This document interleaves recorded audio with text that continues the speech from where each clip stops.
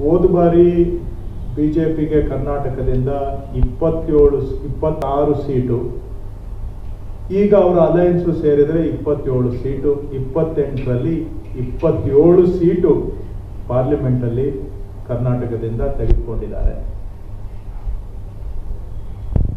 ಯಾಕೆ ಪ್ರಸ್ತಾಪ ಮಾಡ್ತಾ ಇದ್ದೀನಿ ಅಂದರೆ, ನಮ್ಮ ತೆರಿಗೆಯ ಹಣವನ್ನೂ ತೆಗೆದುಕೊಳ್ತಾರೆ, ನಮ್ಮ MP ಸೀಟುಗಳನ್ನೂ ತೆಗೆದುಕೊಳ್ತಾರೆ. ಆದರೆ ಕರ್ನಾಟಕಕ್ಕೆ ಕೊಡುವಂತ ವಿಷಯ ಬಂದಾಗ ಎಲ್ಲದರಲ್ಲೂ ಕೂಡ ನಮ್ಮನ್ನ ಕಡೆಗಣಿಸ್ತಾರೆ, ನಮಗೆ ಅನ್ಯಾಯ ಮಾಡ್ತಾ ಇದ್ದಾರೆ. ನಮ್ಮ ಭಾರತ ಸಂಸ್ಕೃತಿಯಲ್ಲಿ ಯಾರದೇ ಮನೆಗೆ ಹೋದ್ರು ಆ ಮನೆಯದು ಎಲ್ಲ ತಗೊಂಡು ಅವ್ರಿಗೆ ಬರೀ ಖಾಲಿ ಕೈಯನ್ನ ತೋರಿಸುವಂತಹದ್ದು ನಮ್ಮ ಸಂಸ್ಕೃತಿ ಅಲ್ಲ. ಯಾವ್ದಾದ್ರೂ ಮನೆಗೆ ಹೋದ್ರೆ ಅವ್ರ ಮನೆಗೆ ಏನಾದ್ರೂ ಒಂದು ನಾವು ಬರೀ ಕೈಯಲ್ಲಿ ಹೋಗ್ತಕ್ಕಂಥದ್ದು ನಮ್ಮ ಸಂಸ್ಕೃತಿ ಅಲ್ಲ.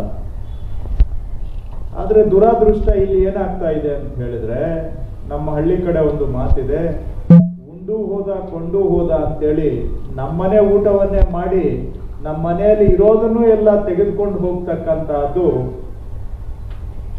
ಸರಿಯಲ್ಲ.